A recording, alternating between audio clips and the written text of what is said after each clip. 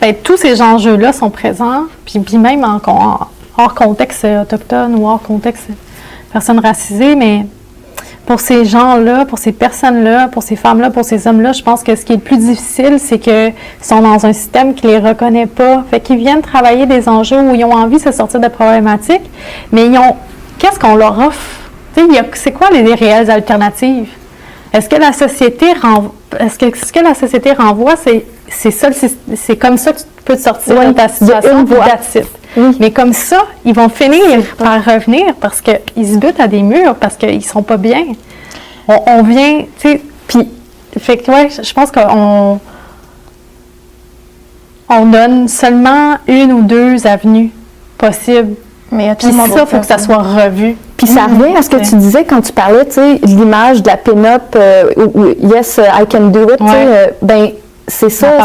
Toi, tu te reconnaissais pas là-dedans. Ben c'est la même chose pour ces personnes-là qui ont acquis, en fait, les décisions. Puis c'est pas mauvais là, je comprends de construire des programmes, mais c'est parce que encore une fois, c'est du top-down. Puis on va pas c'est je veux dire de l'administration vers les participants / clients. Mais c'est parce que l'important, c'est vraiment de partir de la base pour construire des choses, de savoir c'est quoi les besoins, puis qu'est-ce qui répondra à ces besoins-là selon les personnes. Tu sais. Puis, en tout cas, moi, puis je pense que Rachel aussi, c'est ce qu'on essaie de faire un petit peu à partir à partir des moyens qu'on a. Avec nos limites, avec plein de choses. Mais je pense que c'est ce qu'on essaie de faire le plus possible. Bon, on n'est pas parfaite, là, on se trompe aussi. En tout cas, je vais parler pour moi, je ne vais pas parler pour toi, mais je me trompe aussi.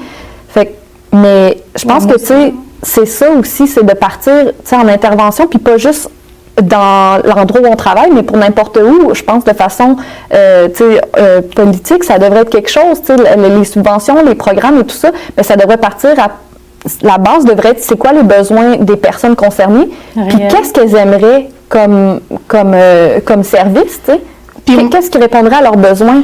Puis moi, je vais faire du pouce là-dessus parce que moi, c'est ça un de mes problèmes. C'est qu'on dirait, on va avec... c'est comme une mode. Les subventions, là, moi, je vois ça comme une mode. Certaines subventions. Certaines subventions, c'est comme une mode. C'est comme, bon, là, on a des problèmes avec un problème X, fait qu'on va parler du problème X, fait qu'on va injecter de l'argent là-dedans. Fait que là, on répartit ça, là. Mais pendant ce temps-là, la population n'a pas besoin de ça nécessairement. Peut-être qu'il y avait besoin pour 6 mois, puis après 6 mois, c'était suffisant. Ta vague est passée. Ton vêtement, là, à 500$, il est fini. La mode est passée. On a passé à notre appel. Il y a d'autres choses qui s'en viennent. Si tu travaillais vraiment, s'il y avait vraiment un réel partenariat entre le réseau, les organismes communautaires, la vie serait belle. Parce que je pense que, la vie serait belle. Toujours amélioration, on s'entend, mais elle serait beaucoup plus en harmonie. On va dire ça comme ça. Elle serait beaucoup plus en harmonie. Parce que les organismes communautaires sont très utiles dans le réseau de la santé, puis je le vois, parce que moi, dans mon organisme, on a un partenariat avec un centre hospitalier, puis ils nous réfèrent directement les clients. On a des partenariats avec eux directement. On a des personnes il y a même des programmes qui sont créés avec des gens du CIUS. Un exemple, en itinérance, c'est Royal Victoria. Des gens du CIUS travaillent en collaboration avec des intervenants psychosociaux dans le réseau communautaire de divers organismes d'itinérance. Les hôtels, je ne sais pas si tu as entendu parler, même principe. Les hôtels, la même affaire. Des personnes qui, justement, dans le milieu d'hôtellerie, ils font des interactions. J'ai une récente expérience dans un hôtel. La personne qui fait le ménage ou qui vient remplir le café a des interactions constantes avec des personnes en situation d'itinérance.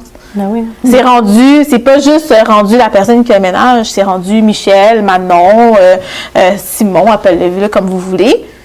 Mais c'est rendu qu'ils font partie de leur vie, c'est comme un intervenant. Puis c'est beau de voir ça aussi, de les voir évoluer, de les voir dans un autre milieu de vie, de les voir plus proches de ce qui pourrait être une future réalité pour certains. Parce que moi, où est-ce que j'étais, c'était une place où est-ce que les personnes allaient éventuellement partir en appartement. Fait que c'était tout en recherche d'appartement et papier administratif, on connaît tout ça, je pense. Fait que, tu sais, HLM et tout ça, fait qu'ils remplissaient ça à tourner de bras, là. Mais c'était beau de voir ça, qu'ils étaient rendus dans un certain cheminement dans leur parcours.